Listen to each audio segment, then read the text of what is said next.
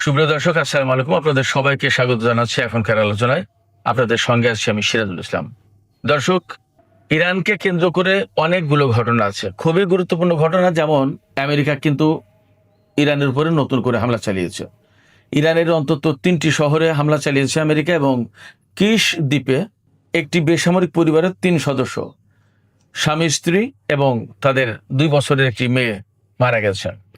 এরপরে সৌদি আরবে প্রিন্স সুলতান এয়ারবেজে হামলা হয়েছে, সেখানে ক্ষেপণাস্ত্র হামলা হয়েছে। এছাড়া সৌদি আরব ইরাকের উপর হামলা চালিয়েছে। ইরাকের প্রতিরোধকামী সংগঠন এর প্রতিশোধ নেওয়ার ঘোষণা দিয়েছে। ইরাকে যে হামলা চালিয়েছে সৌদি আরব এবং আমেরিকা মিলে, তাতে তো ইরানের আইআরজিসির 4 সদস্য তারা কিন্তু মারা গেছেন। এপাশে সবচেয়ে বড় ঘটনা যেটা নতুন করে খবর বের হয়েছে, 56 ঘন্টায় চায়না থেকে 16টি কার্গো বিমানে করে অস্ত্র এসেছে ইরানে। তার ভেতরে সবচেয়ে বেশি গুরুত্বপূর্ণ যে অস্ত্র, সেটি হচ্ছে কাঁধে রেখে ফায়ার করা যায় এরকম ছোট মিসাইল লঞ্চার, যে মিসাইল লঞ্চারগুলো ইরানের জন্য এই মুহূর্তে খুবই কার্যকরী হবে। এছাড়া ড্রোন এবং আরও অন্যান্য অস্ত্র আছে বলে বলা হচ্ছে। 16টি কার্গো বিমানে এসেছে। এদিকে তুরস্ক, আমি গত 2-3 দিন আগে খবর দিয়েছিলাম, চীন থেকে তারা J-10C যুদ্ধ বিমান কিনবে। আজকের খবর হচ্ছে তারা শুধু J-10C না, J-35 যুদ্ধ বিমান কিনবে। এই J-35 হচ্ছে আমেরিকার F-35 এর চেয়েও উন্নত, এবং যথারীতি এরদোগান চীনকে ইউয়ানে অর্থাৎ চীনা মুদ্রায় অর্থ পরিশোধ করবে, ডলারে না। এই রকমের অনেকগুলো ভূ রাজনীতির জন্য খুবই গুরুত্বপূর্ণ, খুবই সেন্সিটিভ, স্পর্শকাতর এইরকম কিছু খবর আছে। দর্শক, এই বিষয়গুলো নিয়ে এখন আমি আলোচনা করব। আশা করি আপনারা শেষ পর্যন্ত সঙ্গে থাকবেন, আর ভিডিও ভালো লাগলে লাইক, কমেন্ট, শেয়ার করবেন এবং চ্যানেলটি সাবস্ক্রাইব করে সাথেই থাকবেন। দর্শক, চলুন বিস্তারিত আলোচনা করি। আলোচনার প্রথমেই বলতে হবে, আমেরিকা এবং ইরানের মধ্যে নতুন করে কিন্তু যুদ্ধ শুরু হয়েছে আবার। ইরান গত পরশু রাতে জর্দানের মুওয়াফাক আল সালতি বিমানবন্দরে হামলা চালিয়েছিল, এবং সেটা ছিল আকস্মিক হামলা। এবং ওই হামলা ছিল ইরানের পক্ষ থেকে বলা যায় ভিন্নতর হামলা। কেন ভিন্নতর হামলা বলছি? ভিন্নতর হামলা বলছি এই কারণে, ইরান এতদিন যুদ্ধ করেছে আমেরিকার সাথে, আমেরিকা হামলা চালিয়েছে, তার জবাব দিয়েছে ইরান।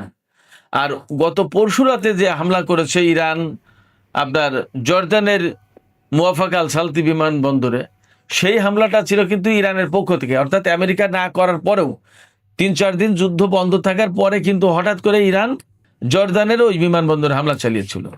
তার মানে দাঁড়াচ্ছে ইরান কিন্তু তার যুদ্ধের নেচার এবং প্যাটার্ন পাল্টে ফেলল। এতদিন ছিল প্রতিরোধমূলক, এখন হলো আক্রমণাত্মক। এটা কিন্তু ইরানের পক্ষ থেকে সম্ভবত একটা বড় রকমের সিগন্যাল। এবং এর পাশে তো বলাই হচ্ছে যে ইরানের পক্ষ থেকে আমেরিকা এবং ইসরায়েল যে যুদ্ধ পরিকল্পনা করছে, সেই যুদ্ধ পরিকল্পনা বানচাল করার জন্য ইরানের পক্ষ থেকে তো প্রস্তুতি নেওয়া হচ্ছে, এটা তো একটা বিষয়। এছাড়া হরমুজ প্রণালী যে করেই হোক ইরান তার হাতে রাখবেই, কোনো মতেই ছাড়বে না। অতএব তার প্রস্তুতি কিন্তু সে সেইভাবেই নিচ্ছে। এটা গেল আর একটা দিক। আর সবচেয়ে বড় যে দিক, সেটা হচ্ছে যে ইরান এই হামলার মধ্য দিয়ে আমেরিকাকে এই মেসেজ দিল যে তোমরা মারলে আমরা মারবো, এই দিন শেষ, সম্ভবত এমন মেসেজ দিল। অর্থাৎ আমরা প্রয়োজন মতো, আমাদের যখন প্রয়োজন তখন আমরা যুদ্ধ করতে পারি, তোমাদের উপর হামলা চালাতে পারি। এবং ইরানের পক্ষ থেকে কিন্তু একটা কথা বলা হয়েছে যে যুদ্ধ শুরু করেছে আমেরিকা, তারা যুদ্ধ শেষ করতে পারবে না, যুদ্ধ শেষ করব আমরা, অর্থাৎ ইরান। ইরানের পক্ষ থেকে বক্তব্য, সেক্ষেত্রে মোটামুটিভাবে বলাই যাচ্ছে যে এই যুদ্ধের নেচার, গতি, প্রকৃতি অনেক কিছু কিন্তু পাল্টে যাচ্ছে। এদিকে সৌদি আরব যে যুদ্ধে জড়িয়ে গেল, তাতে কি দাঁড়ালো? এই কয়েকদিনের ভেতরেই সৌদি আরব, ইয়েমেন, ইউক্রেন, এই সমস্ত দেশ কিন্তু যুদ্ধে জড়িয়ে গেল। এরপরে কুয়েত আর বাহরাইন থেকে ইরানের উপরে হামলা চালানো হয়েছে বলে বলা হচ্ছে। যদি তাই হয়, তাহলে মধ্যপ্রাচ্যের ঘটনা মনে হচ্ছে কিছুটা পরিবর্তন হচ্ছে, পাল্টে যাচ্ছে। হয় মধ্যপ্রাচ্যের এই মুসলিম দেশগুলো, আরব দেশগুলো ইরানের বিরুদ্ধে শক্ত অবস্থান নিতে যাচ্ছে, আর না হয় অন্য কোনো খেলা খেলছে, যার কারণে হয়তো, আমি জানি না এটা এমন হতে পারে কিনা, তাদের কৌশল কিনা, যে যেভাবে হোক আরো ইরানকে আরো উত্তেজিত করে আরো হামলা চালিয়ে মধ্যপ্রাচ্যে আমেরিকার অবস্থানটাকে একেবারে জিরো করে ফেলার ব্যবস্থা। এমনটা নাও হতে পারে, দেখা গেল যে সত্যি সত্যিই তারা ইরানের সাথে শত্রুতা করছে, এমনও হতে পারে। আবার এমন ব্যাখ্যাও আছে, আমি নিজে একদিন বলেছিলাম যে হরমুজ প্রণালী বন্ধের পাশাপাশি বাব আল মানদেব প্রণালী বন্ধ করে দিয়ে আমেরিকাকে প্রচন্ড রকমের চাপে ফেলে আরো যুদ্ধের ভেতরে ফেলে আমেরিকার এই অঞ্চলের অর্থাৎ মধ্যপ্রাচ্য অঞ্চলে যত ঘাঁটি আছে সমস্ত সবগুলোকে একেবারে তছনছ করে দেওয়ার ব্যবস্থা করে এই অঞ্চল থেকে তারা হয়তো সবাই মিলে বিদায় দিতে চাচ্ছে। কিন্তু সৌদি আরব, কুয়েত এরা হয়তো সরাসরি বলতে পারছে না, কাতার, বাহরাইন, কুয়েত হয়তো এই সমস্ত দেশ বলতে পারছে না, কিন্তু ইরানকে দিয়ে ইনডাইরেক্টলি হয়তো সেই কাজটা করানোর চেষ্টা করছে, এমন হলেও হতে পারে, জানি না। যুদ্ধ পরিস্থিতির বিষয়টা ভিতরে আসলে অ্যাকুরেটলি বলা খুব কঠিন ব্যাপার, কারণ কখন কোন পরিস্থিতিতে কি হয় এটা বলা কঠিন ব্যাপার। আর একটা ব্যাপার হচ্ছে যে কার পলিটিক্স, কার স্বার্থ যে কোন জায়গায় এবং কে কার হয়ে কখন কোনভাবে দাবার ঘুটি যে চালে পাল্টায় বলা মুশকিল। সেই জন্য আমি বলবো যে যে কোনো সম্ভাবনায় হতে পারে। তবে যদি সৌদি আরব অ্যাকচুয়ালি ইরানপন্থী যে সমস্ত বিপ্লবী বা প্রতিরোধকামী সংগঠন আছে, যেখানে ইরানের 4 জন IRGC সদস্য মারা গেছে, ব্যাপারটা যদি এইরকম হয় তাহলে ইরানের পক্ষ থেকে কিন্তু কড়া জবাব হবে এবং সম্ভবত সৌদি আরব বড় রকমের হামলার মুখে পড়লেও পড়তে পারে, কিছু বলা যাচ্ছে না। সৌদি আরবকে হয়তো আর ইরান ছাড় নাও দিতে পারে যদি ব্যাপারটা অ্যাকচুয়ালি সৌদি আরব জেনে বুঝে ইচ্ছাকৃতভাবে এই কাজগুলো করে থাকে। আবার অনেক সময় এমন হয় যে দেখা গেল সৌদি আরব থেকে বিমান উড়েছে ঠিকই, কিন্তু আমেরিকায় হামলা চালিয়েছে, বোঝা মুশকিল। এই সিচুয়েশনে যাচাই বাছাই করা মুশকিল। এখনো ইরানের পক্ষ থেকে পরিষ্কার বলা হয়, দেখা যাক কি হয়, আমরা অপেক্ষা করছি।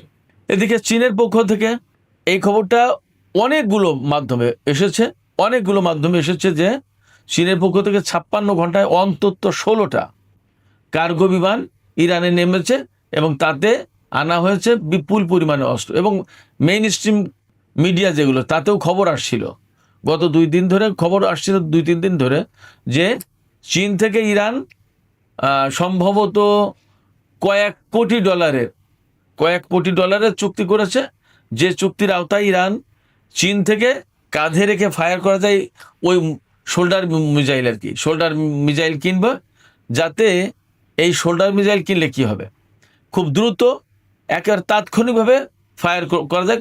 মানে এর জন্য খুব বড় প্রস্তুতির কোনো প্রয়োজন নেই, লঞ্চার ঠিক করা, অনেক ব্যাটারি এটা সেটা কোনো কিছু চার্জ দেওয়া, এগুলো কিছুই লাগে না, একেবারে জাস্ট কাঁধে নিয়েই শ্যুট করা যায়। কাকে শ্যুট করবে?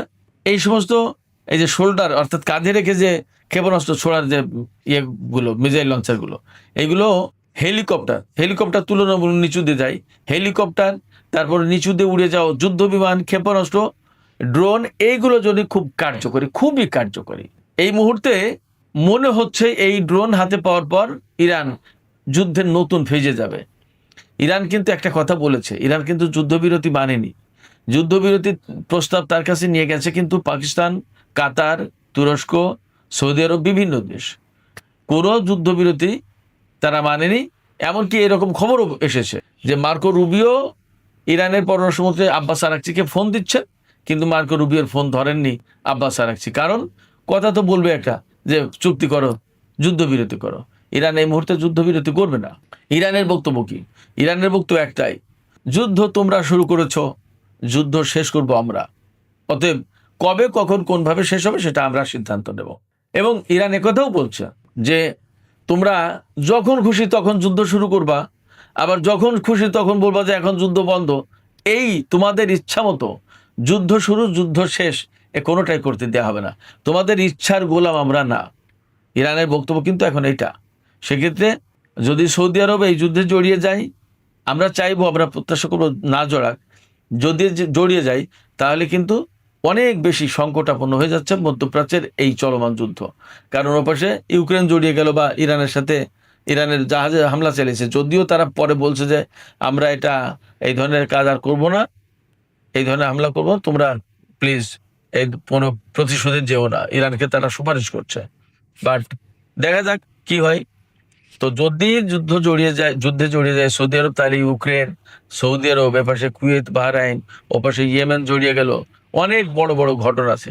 এই সমস্ত ঘটনার ভেতর দিয়ে মধ্যপ্রাচ্যের শান্তিটা মনে হয় খুব সহজ হবে না, তখন হয়তো আরো বড় পরিসরের যুদ্ধের প্রশ্ন আসবে। আমি বলছিলাম চীনের কাছ থেকে ইরানের অস্ত্র কেনার প্রসঙ্গ, সেখান থেকে আবার যুদ্ধের দিকে চলে গিয়েছিলাম। তো ইরান যে চীন থেকে যে যুদ্ধ অস্ত্রগুলো কিনছে, বিশেষ করে শোল্ডার মিসাইল, তারপরে ড্রোন, আরো কিছু কিছু রসদ, সামরিক প্রতিরক্ষা সরঞ্জাম কিনছে, কি কি একদম অ্যাকুরেটলি তো বলা যায় না। তো এইগুলো কেনার মানে হচ্ছে যে তারা, অর্থাৎ ইরান, যুদ্ধটাকে এখনই শেষ করতে চাইছে না, এর একটা শেষ হয়তো তারা দেখবে। অবশ্যই নেতানিয়াহুর সাথে ডোনাল্ড ট্রাম্পের যে বৈঠক হয়েছে, সেই বৈঠকের মূল সুর কিন্তু যুদ্ধ। নেতানিয়াহু যেভাবে উনি বুক উঁচিয়ে বললেন যে ডোনাল্ড ট্রাম্পের সাথে এর আগে কখনো এত সুন্দর বৈঠক তার আর হয়নি, এর মানে কি নেতানিয়াহু এই মুহূর্তে চাইছে যুদ্ধ করে ইরানকে একদম শেষ করে দিতে, এবং হয়তো ডোনাল্ড ট্রাম্পকে তিনি রাজি করাতে পেরেছেন, বা যেভাবে হোক তার মেসেজটা কিন্তু ইরানের জন্য খুব স্বস্তিদায়ক না। তো যখন স্বস্তিদায়ক না, এবং ইসরায়েল কিন্তু বারবার যুদ্ধের জন্য মানে পাকিয়ে বেড়াচ্ছে, ঘুরে বেড়াচ্ছে যে কবে কখন কোন ফাঁকে যুদ্ধ শুরু করতে পারবো। তো ইসরায়েলের এই যে যুদ্ধের যে চিন্তাটা, এই চিন্তার অবসান ঘটিয়ে দিতে চায় ইরান।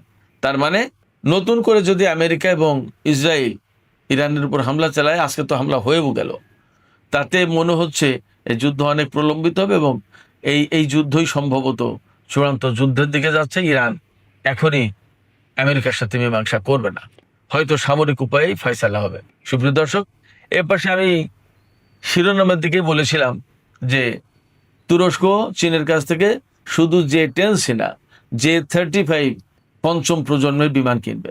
এই বিমান আমেরিকার যে F-35 যে যুদ্ধ বিমান, তার চেয়েও কার্যকর এবং আধুনিক।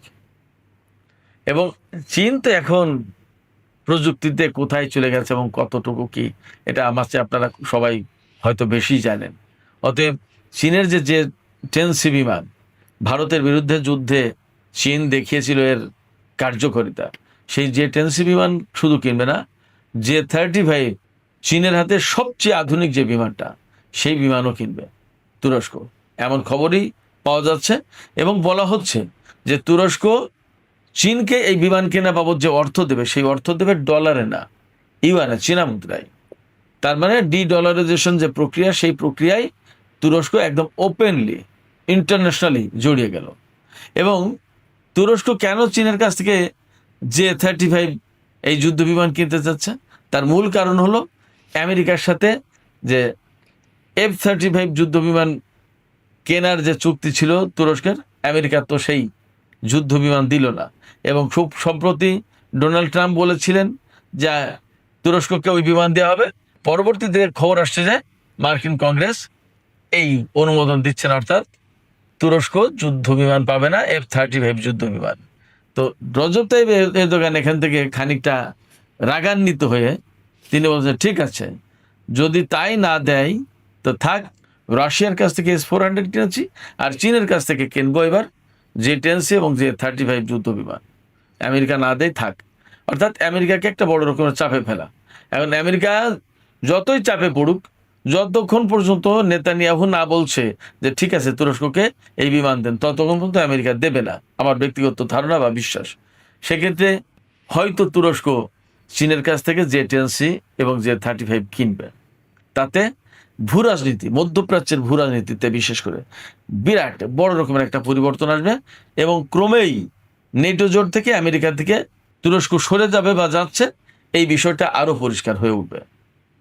সুপ্রিয় দর্শক, আমি আলোচনা শেষ করবো। আলোচনা শেষের আগে এইটুকু বলি যে এই যে নতুন করে যুদ্ধ শুরু হলো, সৌদি আরবের উপর হামলা, প্রিন্স সুলতান এয়ারবেজে হামলা, এবং ইরানের উপর হামলা, তারপরে জর্দানে হামলা, ইরাকে হামলা, ইয়েমেন যুদ্ধে জড়িয়ে গেল, এই যে যুদ্ধের পরিধি বাড়ছে, এতে কিন্তু নতুন করে তেলের দাম আবার বেড়েছে, এবং আবার $100 কাছাকাছি চলে গেছে তেলের দাম। সেক্ষেত্রে ডোনাল্ড ট্রাম্প এবং আমেরিকা যা আসলে কি করছে আমরা জানি না, তবে তারা যে বিপদে পড়বে এবং আমরা সবাই বিপদে পড়বে এই যুদ্ধের কারণে, নতুন করে তেলের দাম আবার বেড়ে যাচ্ছে, এটা একদম পরিষ্কার। এই জায়গা থেকে আমি ব্যক্তিগতভাবে মনে করি যে আমেরিকার অবশ্যই সরে আসা উচিত, এই যুদ্ধ বন্ধের জন্য যা করা উচিত তাই করতে হবে। অহেতুক ইরানের সাথে ঝগড়া বাঁধিয়ে বা ঝগড়া বাড়িয়ে লাভ নেই। তো সুপ্রিয় দর্শক, এখনকার আলোচনা এখানে শেষ করতে চাইছি। আলোচনা শেষের আগে আমি আপনাদের কাছে একটা প্রশ্ন করতে চাই তুরস্কের ব্যাপারে। আমরা তো সবাই দেখছি যে তুরস্ক মোটামুটি চীনের কাছ থেকে এই যুদ্ধ বিমান কেনার চেষ্টা করছে, J-10C বা J-35, এমন খবর কিন্তু এখন যথেষ্ট বলি। তো সুপ্রিয় দর্শক, আমরা তো দেখতে পাচ্ছি বা বিভিন্ন মাধ্যমে খবর কিন্তু আসছে যে তুরস্ক চীনের কাছ থেকে J-10C এবং J-35 যুদ্ধ বিমান কিনতে চায়। যদি এই যুদ্ধ বিমান কেনে তাহলে মধ্যপ্রাচ্যে একটা বড় রকমের পরিবর্তন হয়ে গেল বলে মনে করা হবে। আপনারা কি মনে করছেন যে আসলে এর মধ্য দিয়ে ভূ রাজনীতিতে একটা বড় পরিবর্তন ঘটে যাবে? আপনাদের মতামত জানিয়ে কমেন্টে লিখতে পারেন। আর ভিডিও ভালো লাগলে লাইক, কমেন্ট, শেয়ার করবেন এবং চ্যানেলটি সাবস্ক্রাইব করে সাথেই থাকবেন। দর্শক, এখনকার আলোচনা এখানে শেষ করছি। আপনারা সবাই অনেক অনেক ভালো থাকুন। আল্লাহ হাফেজ।